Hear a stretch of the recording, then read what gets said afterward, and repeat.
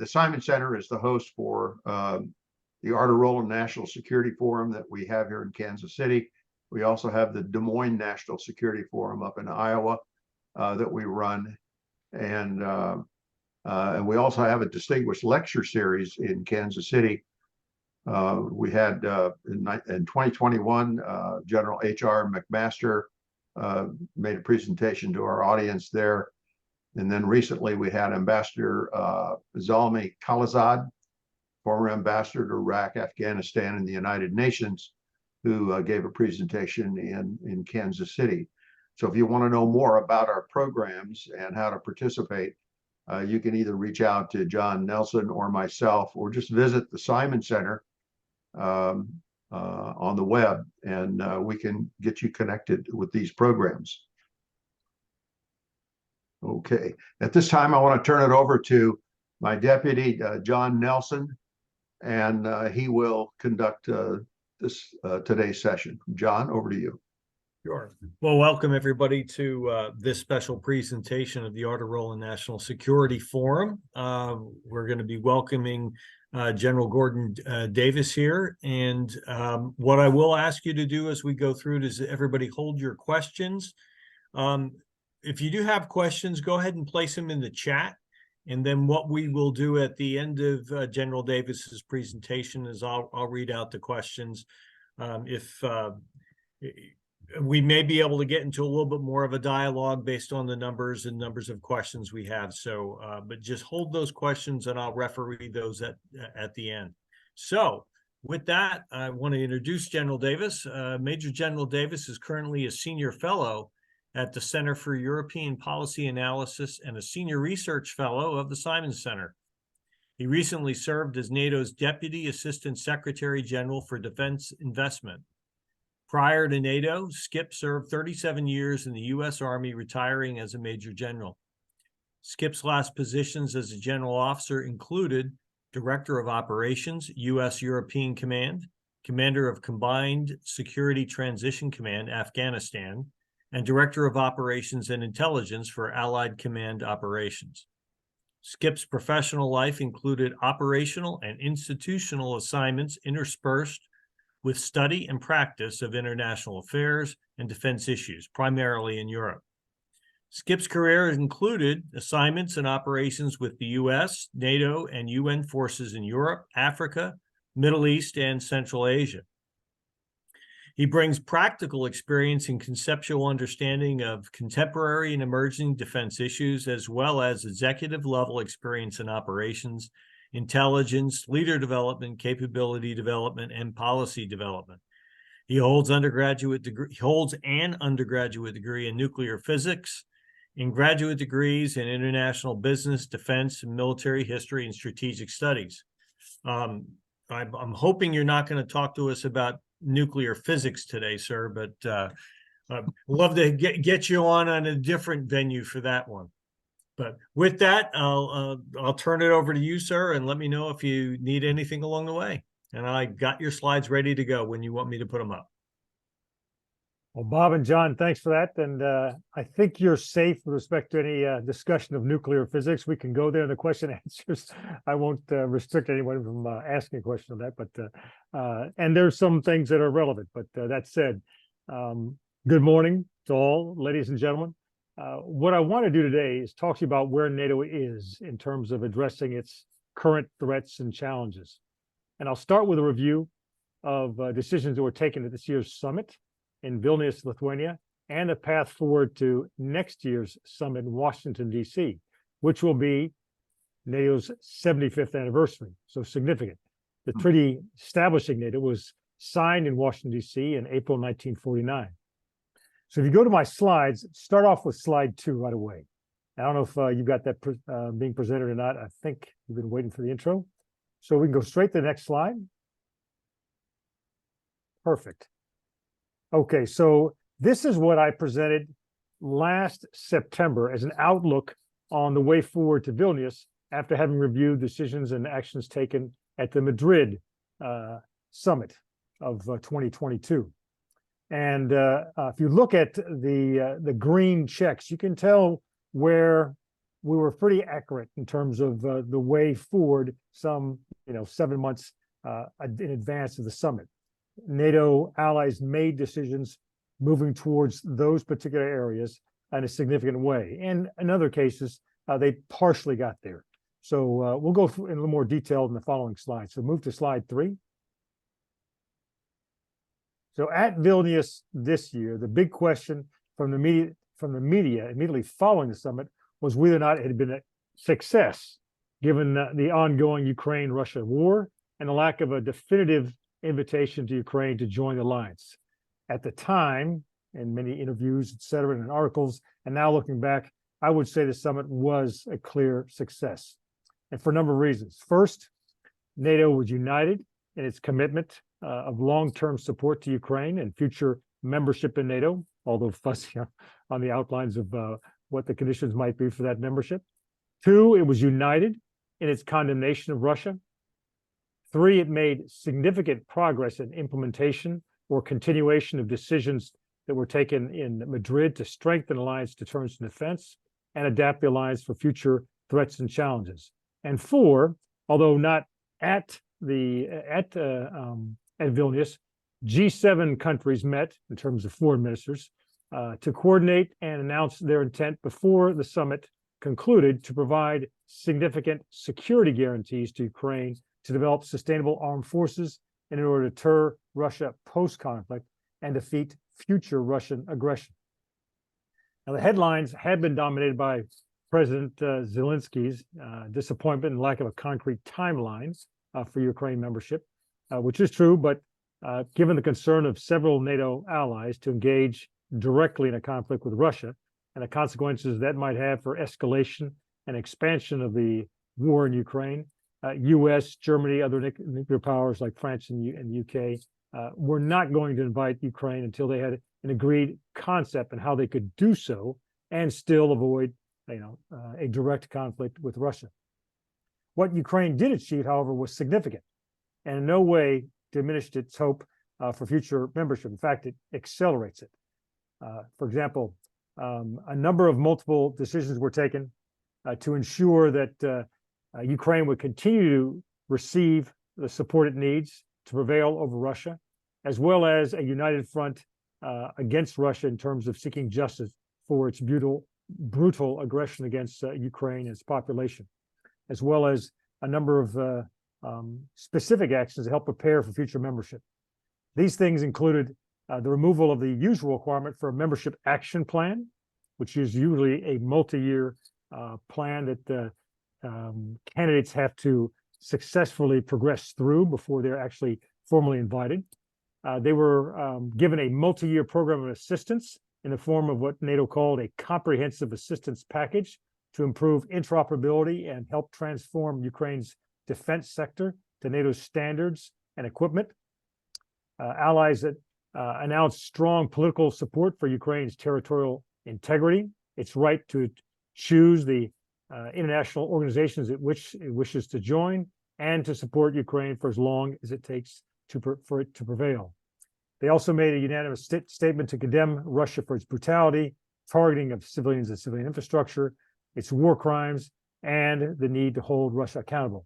And finally, they established the NATO-Ukraine Council to provide a mechanism for Ukraine to consult as an equal with allies. It did have a NATO-Ukraine Commission in which the NATOs led the agenda, decided the agenda, and Ukraine participated in, sometimes speaking, but not necessarily as a decision maker. With the NATO-Ukraine Council, that changes the dynamic. In terms of follow-up from Madrid and implementation of the 2022 strategic concept, alliance leaders unveiled a number of actions and new policy decisions to strengthen deterrence defense, to welcome Finland and agree Sweden as a new member, to advance other policies and efforts addressing threats and challenges like China and climate change, to increase defense investment, defense production this time, specifically focused, and to continue to pursue innovation and adoption of emerging and disruptive technologies. And finally, to increase resilience of civilian infrastructure by establishing national targets and greater focus on assessment, as well as a collective effort on specifically critical undersea infrastructure which include the ambition to establish a maritime center of excellence and a maritime coordination cell, both focused on critical undersea infrastructure. The bottom line was NATO remained united. It will soon include Sweden. It now includes Finland at 31. Ukraine moved closer to NATO and NATO membership. Putin had a lot to be concerned with, specifically in terms of NATO resolve, strength in terms of defense, the addition of some 1,300 kilometers of border with the alliance, with the addition of Finland, and the very likely future accession of Sweden, as well as increasing assistance to Ukraine. So let's go into a few more details in the following slide. If we take a deeper look at the top lines, we can appreciate the breadth of decisions that were taken at Vilnius and also in the margins of actual ministerial meetings. There were decisions taken in between meetings. For example, with respect to support for Ukraine, 11 nations agreed to a joint F-16 training plan. Of course, the U.S. lifted its objection to providing Ukraine with F-16s. This was led by Denmark and the Netherlands, but then 9 other nations joining.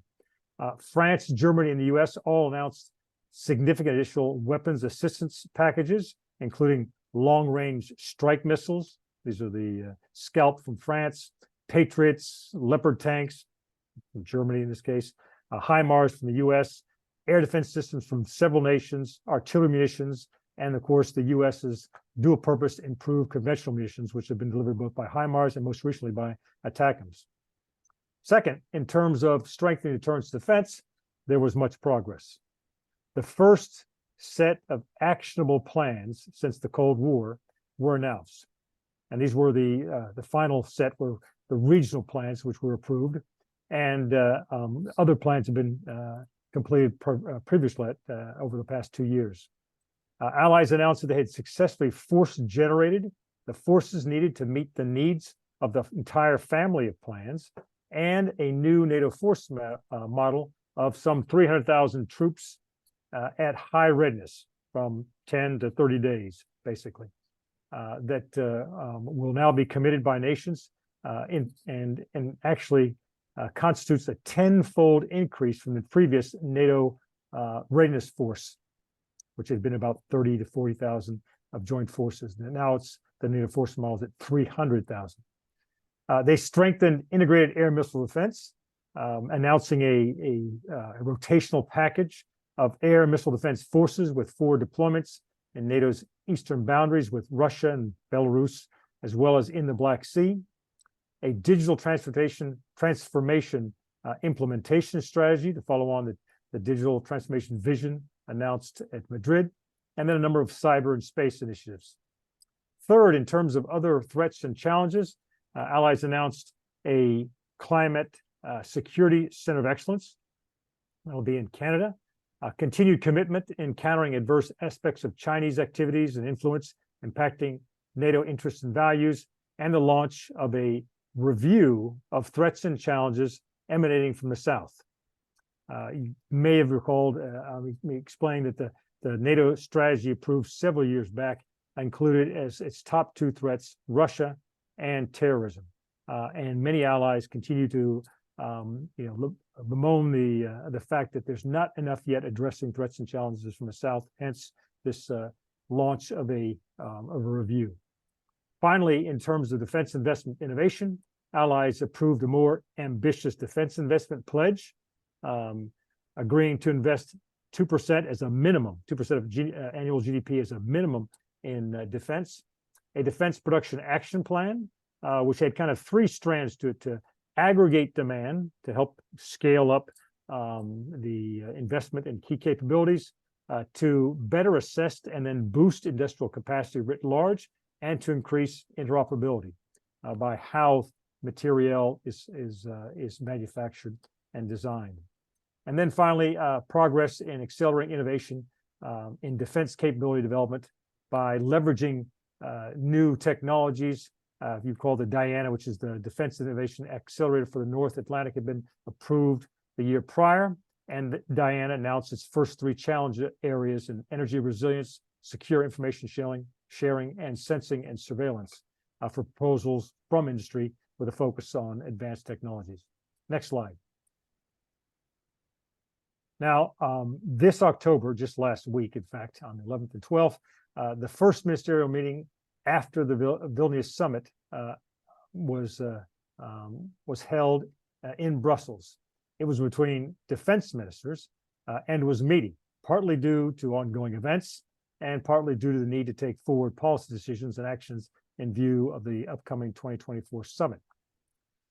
Ministerial meetings normally occur about 4 to 6 times a year, usually alternating between defense and foreign ministers. But since 2022, they have in fact become much more frequent, including informal meetings in person or via video conferences to coordinate collective decisions. And last year and this year, we're already up to 8 ministerial meetings versus the normal 4 to 6. At the meeting, the ministers addressed several threats and challenges. Most were related to current events. So ministers discussed the conflict in Israel. It included a video conference with Israeli Defense Minister Gallant. And to note, this was just 5 days after the Hamas attacks on 6 October. So quite quick for NATO to turn around a major ministerial meeting on the conflict in Israel. And after the meeting, ministers collectively condemned the Hamas terrorist attacks, and the NATO SecGen specifically stated that Israel has the right to defend itself. And as the conflict unfolds, they highlighted the importance of protection of civilians. Ministers discussed unrest in Kosovo. There have been numerous events, most recently in September, but going back as far as May, with violence and unrest, a killing of a UN Kosovo policeman. And the EU High Representative Vice President for Foreign Security Policy, Josep Borrell, joined this discussion, and they talked about the need to respond to continued instability. They called on Kosovo and Serbia to respect the mandate, to behave responsibly, refrain from destabilizing actions, re-engage in EU facilitated dialogue. And then NATO announced that it had already deployed up to, in September, as of September, 3 additional battalions from Romania, Bulgaria, and UK, effectively almost doubling, more than doubling, excuse me, the amount of forces that NATO has dedicated to Kosovo force. Ministers addressed damage to critical undersea infrastructure that occurred actually on the morning of 11 October, the day that the ministerial meetings started. This was a gas pipeline and telecommunications cables connecting Finland and Estonia. Allies expressed solidarity, obviously, with Estonia and Finland, and they worked to establish the facts. And then SecGen announced afterwards that they would have a united and determined response if the incident was proven to be a deliberate attack. NATO's announced their agreement to establish the Maritime Center for Excellence of Security Undersea Infrastructure within NATO's Maritime Command, based in the UK, which will increase situational awareness and enhance deterrence and defense in the maritime domain. And earlier this year, NATO had created a critical undersea infrastructure coordination cell at NATO headquarters in Brussels to improve information sharing, not just between NATO allies, but with partners and in the private sector, specifically the maritime commercial sector. On threats from terrorism, the SecGen announced that the Assistant Secretary General for Operations, American Tom Goffis, you may know him as a previous staff assistant to Senator McCain. He's now going to be the special coordinator for counterterrorism, reporting directly to the SecGen. And then on Iraq, in light of continued internal and external threats, allies agreed to evolve NATO's mission to provide more support to Iraqi security forces. With respect to strengthening deterrence and defense, ministers announced a number of steps to operationalize NATO decisions at Vilnius. First, assigning forces to the new regional defense plans across the entire area of responsibility of SACEUR, and how the troops dedicated to the new NATO force model, the 300,000 troops at high readiness, fit into this support for the plans. They then also discussed how these new plans would be exercised. They talked about adjustments that will be needed to Allied command and control. This was actually a report by SACEUR to NATO on issues that need to be addressed. And we understand he was given a mandate to then now come back with specific recommendations on how to respond to those shortfalls. Fourth, in light of Russia's war on Ukraine and threats to NATO in general on what new capabilities were needed, they talked about those.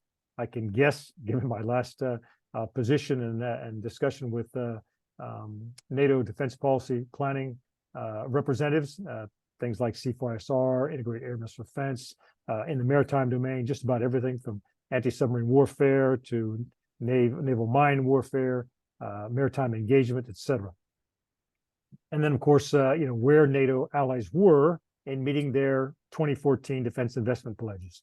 11 allies met them as of July this year, and many more are expected by 2024. Finally, defense ministers held a meeting, or very likely did, based on announcements afterward, of the nuclear planning group. This was Finland's first attendance. And after the meetings, the SecGen announced that NATO was going to conduct its annual nuclear exercise, Steadfast Noon, this week. And so it's ongoing. This is only the second time in recent history that the allies have publicly discussed this exercise, which is the largest real-time exercise of nuclear deterrence. And it's just one of four that are held annually between participating allies. With respect to the path forward for Sweden, ministers met with the invitee. Turkey announced its support and next steps to forward ratification to the Turkish parliament in the coming months. And you can expect that Hungary will soon follow with ratification once Turkey is done so. With respect to Ukraine, the focus is really on how to prepare for warfare in the winter. And NATO held its first NATO-Ukraine Council at ministerial level, with Ukraine's new defense minister, Umerov, attending and updating allies on the situation in Ukraine, as well as Ukraine's most urgent needs. And NATO announced it would provide more, mostly non-lethal assistance in terms of, as an organization, cold weather clothing, demining capabilities, fuel, medical equipment, et cetera, to help Ukraine weather another difficult winter of Russian aggression. Allies also discussed Ukraine's priorities on its path to NATO membership, including long-term interoperability with NATO and defense procurement. And you can assume that this was in the context of that comprehensive assistance package announced back in July. In conjunction with the defense ministers meeting, but not during, immediately following, 50 NATO allies and partners met at the NATO headquarters in the format of the US-led Ukraine Defense Contact Group to discuss specific military assistance needs. President Zelensky attended in person in what was his first visit to NATO since the war started in 2022. And then he held one-on-one discussions with the SecGen, with SecDef Austin, and a few other defense ministers. And allies and partners at that contact group meeting assured President Zelensky they would sustain and step up military aid to Kiev as it braces for another winter fighting Russian forces. Allies and partners at the contact group meeting pledged to provide further aid, including F-16 jets and training, air defense systems, ammunition, and demining equipment, which were Ukraine's announced top priorities. And then finally, with respect to defense investment, multiple initiatives were signed and announced in between sessions. And they covered three general areas. The maritime domain, defense ministers, along with Sweden, endorsed the Digital Ocean Vision, a pioneering initiative to enhance NATO's maritime situational awareness from seabed to space. The Digital Ocean Initiative will transform, or is meant to transform, Allied maritime domain awareness by enhancing coordination between national and allied capabilities employed for maritime surveillance.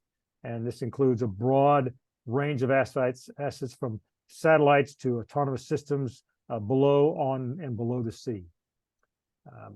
With that, NATO allies announced their intent to develop a roadmap to guide the future development of maritime capabilities in line with other efforts across the alliance, like digital transformation, defense production action plan, and very importantly, with a previously approved Maritime Capability Development Plan that was announced back in 2021. The roadmap is a follow-on step, basically, to facilitate achievement of the Maritime Capability Development Objectives announced back in 2021. In the air domain, 2 initiatives. The first being the NATO Flight Training Europe, which had been approved 2 years ago, but Germany and the UK announced they're joining, which is a significant enhancement of 2 major allies, bringing the total number of participants to 12. And the NATO Flight Training Europe is a multinational project being executed through the NATO Support and Partnership Agency, through what's called a support partnership, which is meant to fundamentally reshape air crew training across Europe, produce less fragmentation, lower training costs, increase interoperability, address pilot training and uncrewed systems pilot training included, ensure that the training is state-of-the-art, it's cost-efficient and interoperable. Also, 13 allies and invitee Sweden signed an agreement to cooperate on cross-border airspace. And this was meant to ensure that participating nations ensure that allied civil and military authorities collaborate on the use of airspace more closely to support NATO training and exercises, as well as other activities in regions of Europe.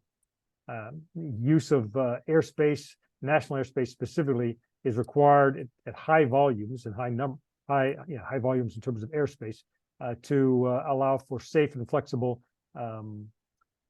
training at scale in the air domain. In terms of multi-domain, defense ministers from 10 allied countries signed an agreement to build a legal framework, a memorandum of understanding, for future air defense purchases under the European Sky Shield initiative that had been launched by Germany last year. And the initiative in general aims to bolster air and missile defense through joint acquisition of interoperable, off-the-shelf air defense equipment and missiles by European nations. And this, of course, will strengthen NATO's integrated air and missile defense in a cost-effective, flexible, and scalable way. Next slide, which is my last one. Looking forward to Washington, D.C. and the 75th anniversary summit, which will be held on 9 to 11 July of 2024. First, the question of continued military and political support to Ukraine and future NATO membership will be high on the agenda. NATO has stated collectively, and many allies have stated individually, that they intend to support Ukraine for as long as it takes. I think France is the only one that has clarified this means as long as it takes Ukraine to win. And there are a couple of questions now. You've got Slovakia's new Prime Minister, Robert Fico, who's talked about reducing support to Ukraine and reducing, the sanctions on Russia. He could make, or Slovakia could make, NATO support to Ukraine more difficult.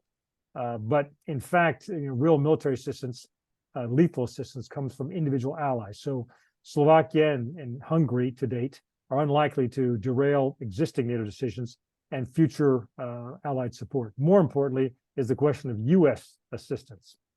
The most important factor being the House of Representatives, because the Senate is clearly behind. Support is still high amongst both parties, even in the House of Representatives, but it's still questionable exactly how well will the House of Representatives reflect in its joint decisions that support of its members, and whether or not assistance will continue at the same level. I would predict that it is much more likely than not that Congress will continue to provide the military assistance it has to date at a high scale through 2024, in spite of what we can expect during the political campaigns between now and then. Of course, end of year November 2024 results, because those who will be elected in November won't take charge until January of 2025. So probably high assistance for at least another year. Unfortunately, that Russia will be tracking that closely and making decisions based on future support from 2024 and beyond. Second, with respect to a united front against Russian aggression, I strongly believe that NATO, including Slovakia and Hungary, are already too committed to continuing existing strategy, policies, defense plans, where Russia figures as the alliance's greatest direct threat. Hungary under Orban, for example, has continued to approve all the classified strategies, concepts, plans to deter and defend against Russia, and has pledged forces at high readiness and joined the majority of NATO's multinational defense investment initiatives, which are meant to improve its relevant defense capabilities. Third, with respect to strengthening deterrence and defense, I think we can expect a lot with respect to follow-on policies that were decided at Madrid and Vilnius, namely to increase national force readiness in accordance with our commitments to force generation for the NATO force model, to provide SACEUR with the information he needs to assess force readiness on a real-time basis, to continue to upscale force contributions to NATO exercises, especially those meant to exercise the new plans, to decide on changes and increases to NATO command structure in response to SACEUR's recently briefed C2 assessment and whatever his follow-on proposals will be between now and then, to increase contributions to NATO's forward defense posture in terms of forces in the East and rotational air and missile defense capabilities, and then finally to complete a digital transformation plan, which is kind of the equivalent of the U.S. joint all-domain command and control efforts. Fourth, I believe Sweden will become a full NATO member before the DC summit based on Turkey's and Hungary's future ratification.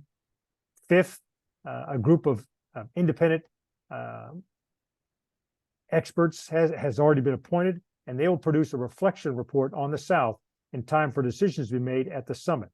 The experts are expected to provide multiple recommendations on how NATO can better engage partners in the South, and read that to mean Middle East, North Africa, and the Sahel, to better prevent crises, better respond to threats and challenges emanating from the South, and to better ensure capabilities are focused on threats in the South.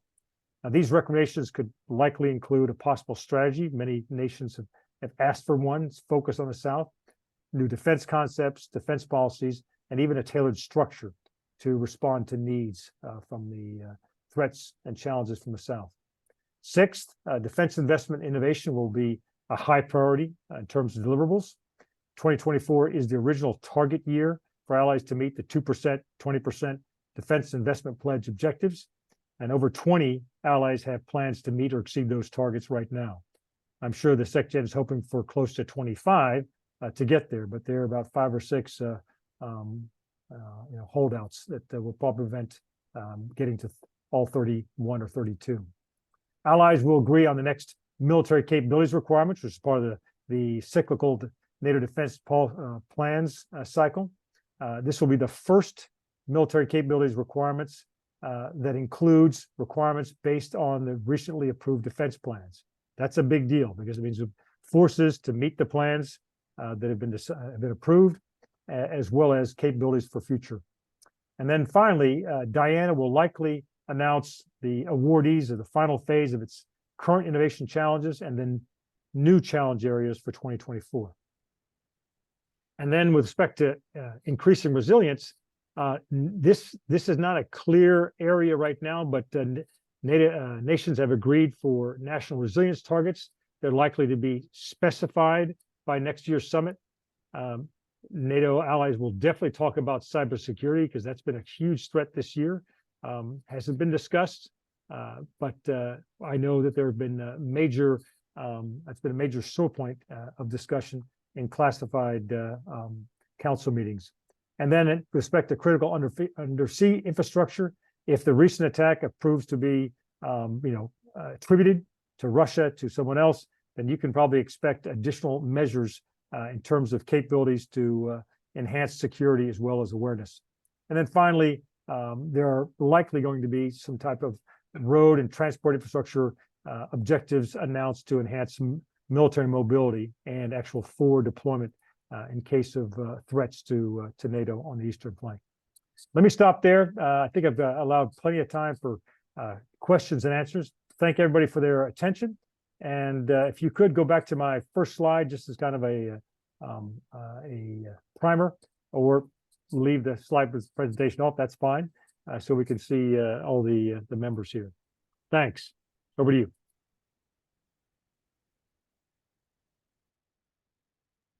Okay, well, actually, unless you object, sir, I am going to take the slides off so we can see the people talking. And then I'm going to remind everybody the way we're going to do the questions and answers. Go ahead and type your question into the chat, and then I'll moderate those out. The first one we have is from Bob Ulin. Last month, the Finnish president opined that Russia may use nuclear weapons. Has the possible use of nuclear weapons by Russia been discussed or a point of discussion by the leadership of NATO? Okay, I could take a group. I'll just take this one right now because this is probably significant enough to have its own response. First off, the threat of potential employment of nuclear weapons, tactical nuclear weapons, has been the most greatest topic of discussion by Russia, has been a concern from the start, even before the war began. And so the NATO had, in fact, already discussed at the most senior level, in other words, with heads of state, about the possibility of nuclear employment and how to address support to Ukraine, condemnation of Russia, and then what that meant in terms of NATO participation and contribution of support, military assistance from the outset. And over time, what we've seen is greater confidence by NATO leaders in terms of assistance they're willing to support, condemnation of Russia, sanctions, and other actions taken both within and outside of Russia in terms of their belief that the likelihood of Russia employing tactical nuclear weapons is very low. Initially, we heard both from the president and Peskov, his primary spokesperson, a little bit of kind of ambiguous language. That was generally clarified, throughout 2022, to basically saying that, and most recently at the Valdai discussion held by Putin last month, that Ukraine is not a objective of national interest that he would envision using nuclear weapons to retain. There had been question about whether or not Crimea fit into that. And of course, the four additional oblasts that were illegally annexed in late 2022. But the bottom line is that it's been clarified by both President Putin and by Lavrov, in various both international as well as in national statements that Russia doesn't intend to use nuclear weapons. Now, if NATO forces were to be employed and to fight directly against Russia, and in that a direct threat to Russia or the Russian regime was basically assessed by Russia, then that could change the calculus. But that's not foreseen, and that's been specifically an area that NATO leaders have attempted to avoid by ensuring that NATO forces are not committed in any way. Now, as we move forward, we get towards a decision involving Ukraine membership, and that perhaps, at some point when NATO forces could be, reintroduced either for exercise and training or as defense forces for Ukraine, then that could change. But at the moment, I don't see the likelihood of Russian employment of weapons. Okay. Thank you. All right, we have questions both from Bob Ulin and Brent Thompson, which is essentially the same question. Have you heard anything from NATO about the impact of the war in Israel as it pertains to continued support for the war against Russia? And Brent adds in kind of a commentary, it took President Biden about a year to visit Kyiv after Russia's invasion, but less than 2 weeks to be boots on the ground in Israel after Hamas's attack. So there's a clear distinction between, where Ukraine fits with respect to the U.S. and where Israel sits. Israel is a declared ally, and there are, existing both U.S. and combined plans for the defense of Israel. in case of attack. And of course, huge amounts of security assistance over the years to help Israel defend itself from both national and non-state actor threats like Hamas, Hezbollah, etc. So in this case, I'm not surprised by that. I would not, state that there's likely to be any kind of conflict between the assistance provided to Israel and that provided to Ukraine. Israel already enjoys a large number of sophisticated, U.S. assets that it's been allowed to buy or purchase through its security assistance package from the U.S. And there are munitions that are, tailored to those kinds of weapon systems. Those aren't the same weapon systems, with the exception perhaps of HIMARS and Patriot, that the U.S. is providing to Ukraine. And so, there's not a need from Israel for artillery, small arms. That's not an issue for them. They're much more interested in exquisite surveillance and intelligence capabilities, and fact, and where they might need some support in terms of integrated air missile defense against drones and missiles. They're probably better off than the alliance is, or that certainly than Ukraine is, and they're not going to need significant support in those areas. I don't know if you noticed, but having done a recent very significant report on drones and counter drone systems, that Hamas started its attack by blinding Israel communications and surveillance, and then destroying some of their remotely controlled automatic weapon systems through kamikaze drones and first-person view drones.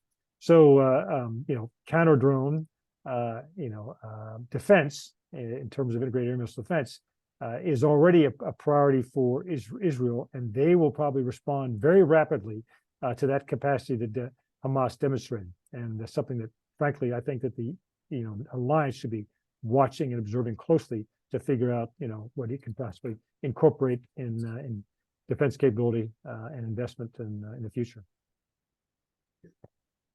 Okay, thank you. We have a question from Mark Wiggins. What has really changed between Sweden and Turkey to allow Sweden to potentially join NATO? Okay, so if you may recall, early last year, in fact, it may have been as early as late 2021, after the invitation was extended to Finland and Sweden, Turkey agreed to a very specific set of requirements from Sweden and Finland, and the list of requirements for Sweden was a little bit longer to Sweden's history in both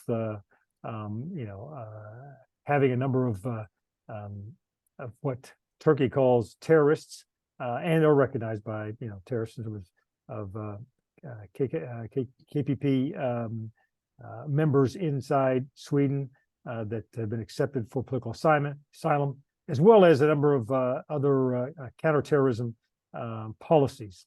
And what Turkey demanded were a number of changes in terms of those policies, and then also a lifting of sanctions in terms of arms cooperation between Sweden and Turkey. Sweden has met all those. Now, you may also recall that before July, there was an unfortunate Koran burning demonstration in Stockholm by an individual, obviously not sanctioned, by Swedish government, but it's allowed in terms of freedom of expression. That's allowed both in Sweden and Finland, but it has continued to occur in Sweden, and that obviously roils Muslim sentiment in Turkey, and it's one of Erdogan's bases for political support, and therefore he responds to it by condemning Sweden. Of course, is holding off on eventual approval. But what they did, most recently at Vilnius was Turkey agreed that Sweden had met the conditions that they had jointly established, and that Erdogan was going to allow for the decision to be sent to the Turkish parliament And then, of course, approved. If approved, then Sweden would be ratified by Turkey, and the last remaining NATO ally to ratify would be Hungary. Hungary had stated beforehand, and it wasn't really announced at this or after the summit, but assumed that Hungary doesn't have any additional objections. Orban has not stated any, and he will follow through his previously stated intention to ratify once Turkey has done so. Okay, thank you, sir. On your second, this question is from Mike Denning.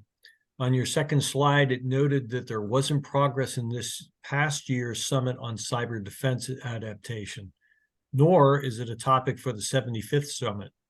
First, what specifically does NATO mean by cyber defense adaptation, and what is the challenge in moving forward? Okay, so I didn't mean to imply that there wasn't progress made on cyber defense adaptation, because they continue to move forward in terms of their cyber security and defense and resilience objectives, but they haven't yet met the intended aim of that cyber defense adaptation package in terms of preventing, deterring significant attacks, because they've had them this year, and that's why I didn't put down objective met, because they've done things. They now realize they haven't done enough, nor have they invested enough in the security tools and cybersecurity capabilities to prevent ongoing attacks. And they're coming from both state and non-state actors, primarily state actors, and that's what's concerning the allies. And the more I've dug into it, the more I've figured out that this is really an issue of allies committing the resources they need to get the security and defense that they have set out for themselves. So they've got a level of ambition that's here, and they've got funds getting them about here, and then the threat is about is higher than the funds that allotted to defend the alliance networks. So that's the issue. I think they're recalibrating their willingness to spend the money and adopt the security tools and applications required. Okay. Well, sir, this next question is from me, and I apologize, since I'm a miserable typist, I'm going to have to just talk it out loud. And that is, earlier on, you had mentioned that NATO reaffirmed their position that they wanted to support Ukraine until as long as it takes. Then you caveated that, and you said that France was the only one that stood up and said, as long as it takes for them to win. In light of flagging U.S. support and perhaps some other flagging support amongst the NATO allies, what do we mean by win? Zelensky has clearly stated that win for him means not only the reclamation of the Donbass, but Crimea as well. So what will win mean in the context of support from NATO? This is a sore spot for NATO watchers, and I think it's an extremely difficult question within NATO to achieve consensus, because many nations aren't willing to state that they will continue to support for as long as it takes for Ukraine to repel Russian forces, to basically expel them from Ukraine territory and retake all the oblasts as well as Crimea under its territorial and sovereign control. They haven't been willing to make that statement because they don't believe they can foresee the likely outcome. They know it's a long struggle, and other allies have kind of said, well, as long as Ukraine is willing to fight, we will continue to support them, which implies that Ukraine may decide on something less than full territorial control before it seeks some type of negotiated settlement, which could just be a ceasefire, an armistice for that matter, without renouncing its broader territorial claims. So it's what I've interpreted as being is that some nations don't want to say until Ukraine wins, because not sure that even Ukraine would commit to that point. And what winning means is already something that will be, I think, impossible for NATO to come to agreement upon until Ukraine is established. Some are willing to say that, okay, winning means defeating Russian aggression, and Russian accepting that they've been defeated, which could be two different things. And so we're in this gray zone of predicting the future. And you go back to Yogi Berra's well-known statement that predictions are pretty difficult, pretty tough, especially if it's about the future. And so that's where we sit with respect to trying to determine a specific aim. And I've listened to many pundits talk about the lack of a strategic objective is holding us back, but in fact it's providing political flexibility right now to support Ukraine and continue the support it needs to continue to fight. So I'm a bit mixed on where I stand with respect to how specific we need to be. Got it. Thank you, sir. Got a question from Max Nauta. Does cyber defense adaptation include misinformation? And he caveated that by mis/information. Is there a plan to bolster Sweden and Finland's resilience? I'd expect that they'd be a prime target for Russian disinformation campaign to discredit NATO solidarity. Sorry, so that was supposed to be mis and disinformation. Yep, I figured you got mis and dis.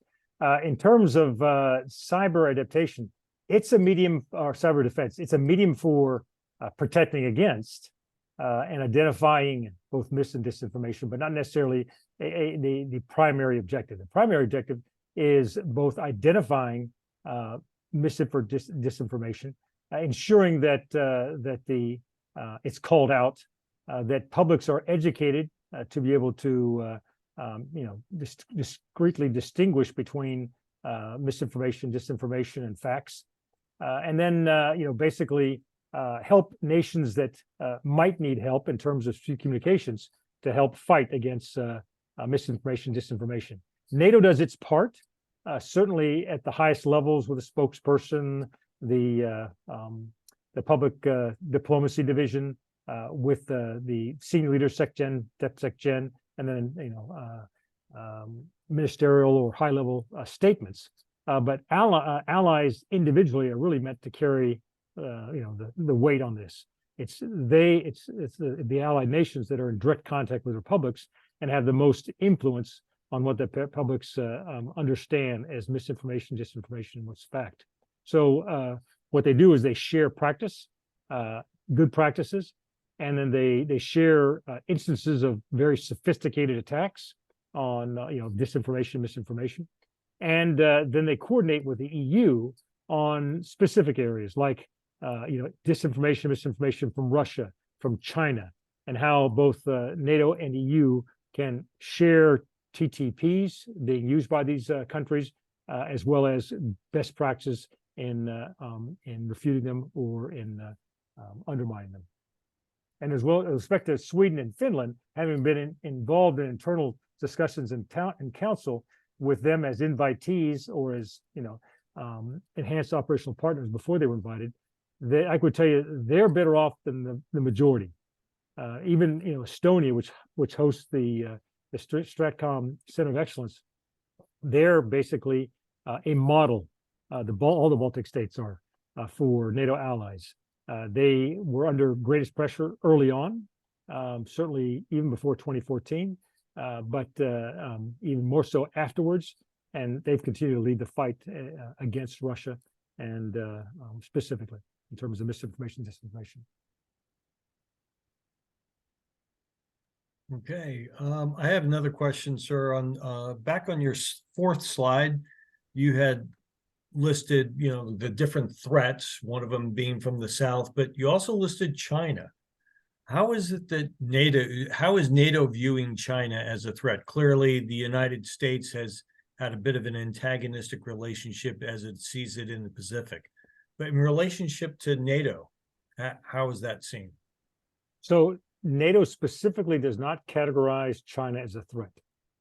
What they state is that China is a challenge, and China challenges NATO principles of free democracy, of NATO values and principles, as well as NATO interests in terms of territorial territorial integrity, security, et cetera, through its basically many of its various economic, financial, and foreign policies, which include debt capture for regions, ports, et cetera, which include espionage, industrial and military, cyber attacks, et cetera. So it's categorized as a challenge, not as a threat, and that's very deliberate because NATO recognizes that it's a regional alliance and does not have direct interests as an alliance in the Indo-Pacific, although that allies like the US, Canada, UK,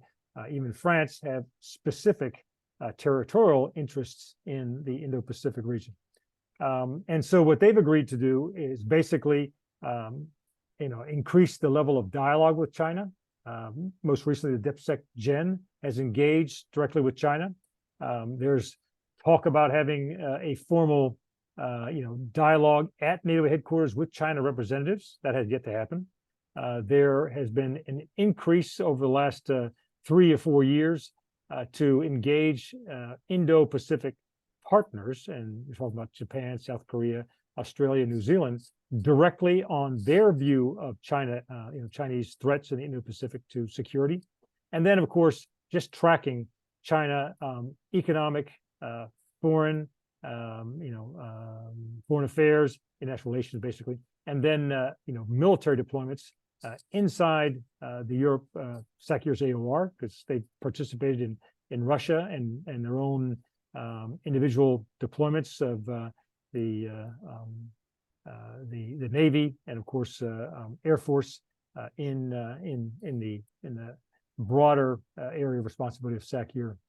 So that's what's tracked, and that's what I expect that will continue to be a major point of dialogue. And then, of course, as they move forward, other specific actions. What they're currently doing is they do have a policy decided 2 years ago on basically supply chain security, which looked at information technology components, primarily microchips, and a few other things, and then rare earth materials, which China has both a significant investment and then, of course, a major monopoly on specific types of rare earth materials that are needed for advanced technologies. And so they're looking at ways to increase the supply of rare earth materials from safe sources, allies, and partners, as well as ensure, like the U.S. CHIP Act, that microprocessors specifically are more and more, isolated from any type of Chinese supply chain. And they're not there yet, but they're close. In keeping with the China theme, go ahead. Yeah, I missed 5G. That was a huge discussion 3 years ago. Ensuring that there was other 5G network providers and component providers for 5G technology other than China. And now with Finland, okay, they've got they got Ericsson. I'm sorry, they got Nokia, and with Sweden, they'll eventually have Ericsson inside the alliance as far as industry providers. Thank you. In keeping with the China theme, Mike Denning asks, is the, quote, reflection paper for the South, end quote, primarily about a check on China, or is there another purpose? So it's much broader than that. It's very, very much about threats and challenges emanating from what NATO calls the South, and they have primarily 3 regions: Middle East, North Africa, and the Sahel, as areas where they're most concerned about instability and terrorism. Instability in terms of what it's causing with respect to illegal trafficking of arms, of people, mass migration in that case, as well as drugs that come from the South, and therefore it bring instability, domestic instability to NATO. But then also the instability that can potentially flare up and result in major violence or either in civil war and unrest or in regional conflict that might require some type of NATO response, either to limit or mitigate consequences for NATO, or to provide assistance if one of the members of the conflict happens to be a NATO partner requesting assistance.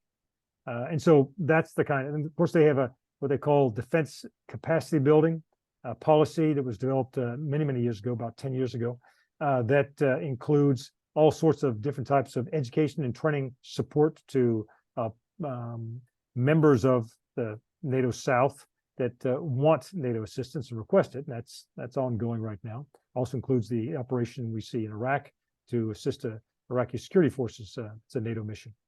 And so that's the main focus.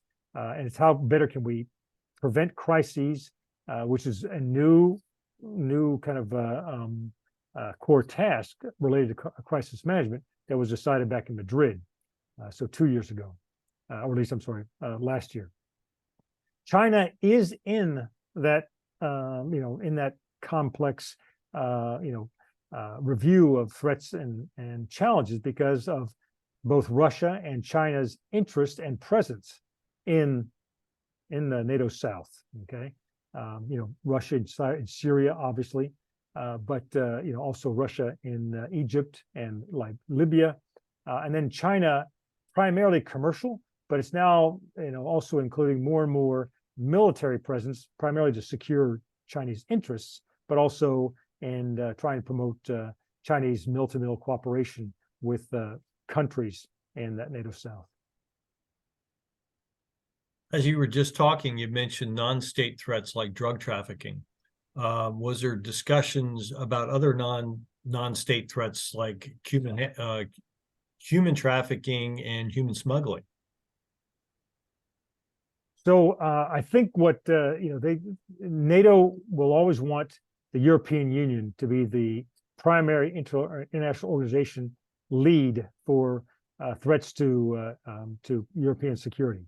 But given that, there's a need to share information because the NATO is larger than the EU and includes much bigger allies. Of course, includes North America, which is a victim, so to speak, of illegal trafficking of arms, of drugs, etc., emanating from these countries in the NATO South. And so there's need for cooperation, coordination, information sharing, and it's one of the reasons they stood up the NATO hub for the South inside Naples at JFC Naples that looks at and assesses threats from the South, and that will also be kind of a major source of reference for the reflection group. So in a way, it includes those threats, but it's not considered a principal actor for the response. Thank you. Bob Ulin has a question. Does Russia have an active channel of communication with NATO for crisis resolution? So there's two channels. One, the DepSecGen has for many years been tasked as the SecGen's lead for engagement with senior Russian leadership. And that's primarily the Russian ambassador there used to be a Russian ambassador to NATO, no longer exists after 2014. But there is a Russian ambassador to the EU and to Brussels. And so there are frequent discussions between the SecGen and that ambassador, who is selected personally by Putin to represent him and Russian interests in Europe. And then there are a number of Russian ambassadors to all the nations in the EU, and that dialogue between the DepSecGen, the two Russian ambassadors I talked about, as well as with the individual allied ambassadors, is a topic of discussion in the council, so that all the allies know when they have a engagement, they bring that to the council discussion. DepSecGen reflects that and actually seeks some input before he engages on a particular NATO issue, and then shares that with council members, the permanent representatives. And then with respect to SACEUR, SACEUR will talk with his counterpart, not Shoigu, but Gerasimov, as the head of Russian military forces, and as the head of the Allied Command Operations. And he will sometimes talk to Gerasimov as the U.S. commander of European Command, but most often he'll speak to him as SACEUR. So those are official channels at the moment. Okay. We have a question from Max Nada. What has driven the recent emphasis on the maritime awareness initiatives? Is there an area of focus, i.e. the GIUK gap, Baltic Sea, Black Sea, Arctic? Okay, so I was part of the start of this initiative back in 2018, and what I brought in to the alliance is frankly the critical need to respond to the threats from advanced naval submarines, Russian naval submarines, the new Severodvinsk class that was introduced in 2016, and the difficulty that U.S. along with specific allies with high-level ASW capabilities had in responding to that threat. And so one of the initiatives that we latched onto was an agreement by nations to cooperate in the development of maritime unmanned systems. And I chaired a meeting with the chief scientist back in October of 2018, where we realized that technology was advancing much faster than individual allies had understood across the allies with maritime capabilities. And that led to a very significant maritime unmanned systems initiative focusing on autonomous system development. And as that went forward, they focused both on undersea, surface, and above surface. So flying autonomous systems, mostly rotary, to figure out how they could basically create the interoperability needed. And we stood up an innovation advisory board for maritime unmanned systems, and I was on that while I was at NATO. And one of the very first things that we asked industry and technology experts to come up with was what could they help contribute in terms of civil capabilities with dual use aspects. And first off, they said that, well, what if we just connected all of the sensors that already exist at the international and national level, so that we would have a better awareness of threats in general to the maritime domain, not just military in defense and security, but also environmental, et cetera. And so that would allow both civil and military responders, to have a better understanding of threats to both commercial traffic and to, maritime security defense for the individual allies and the collective alliance. And that led to what was called the Digital Ocean Vision. And that was actually set up in 2021. It just now, after 2 years, has bubbled up from, the members of the Maritime Unmanned Systems Initiative to the entire alliance, and been adopted by council now at the ministerial just held in Brussels. So that's been going for some time. The concepts are there that, frankly, depending a lot on advances that have been made between the US and UK specifically to integrate capabilities, and now in common protocols established by NATO that enable talking between both unclassified and classified domains, between sensors, civilian, military, subsurface, surface, and above surface assets, and then bringing that for common awareness.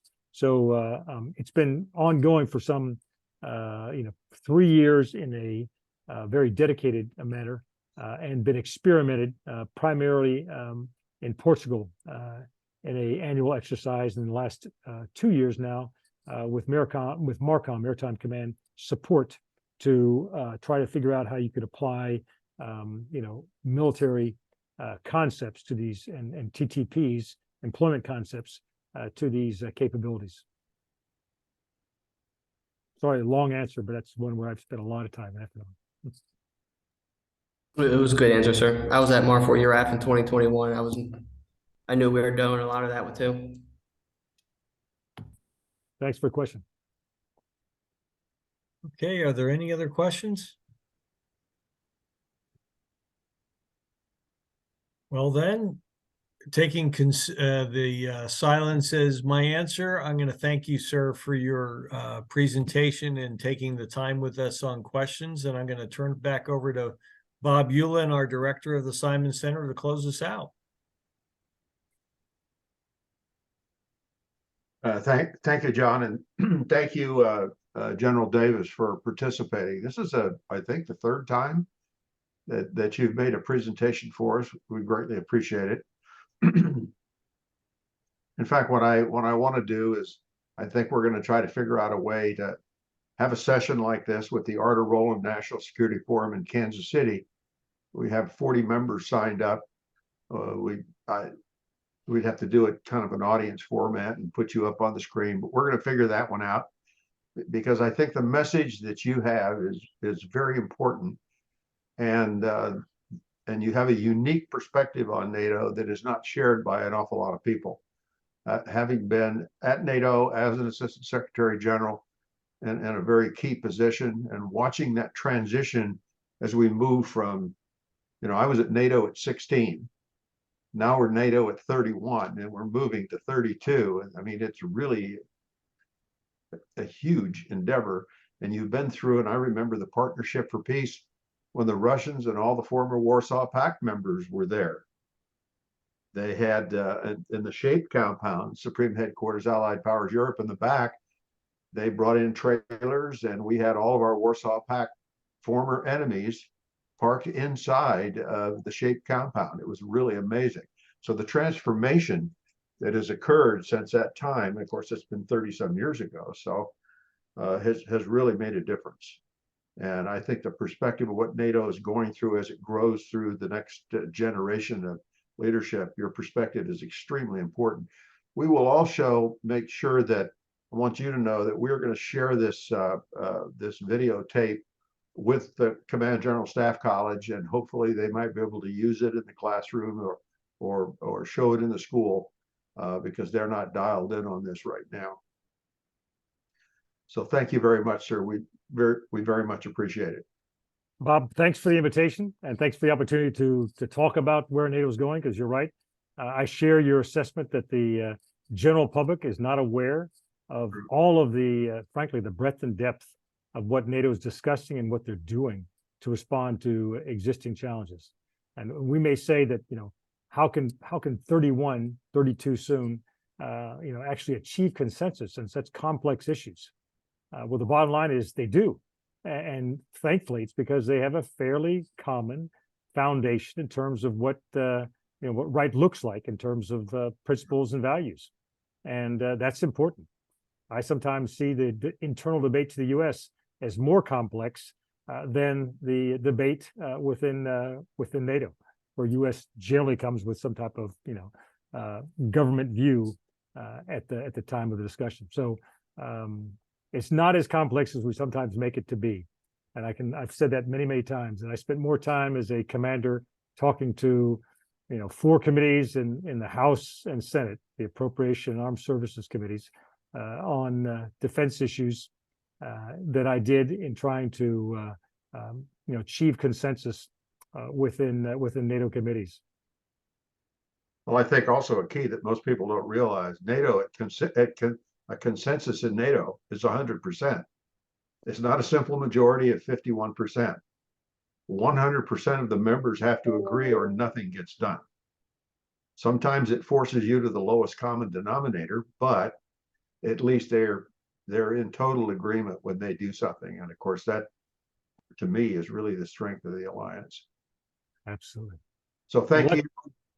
Thank you, General. And thank you for participating, dialing in on this, and we'll probably have some more of these sessions throughout the year. So I'm going to go ahead and close down this session. Thank you very much. All the best. Thank you, sir.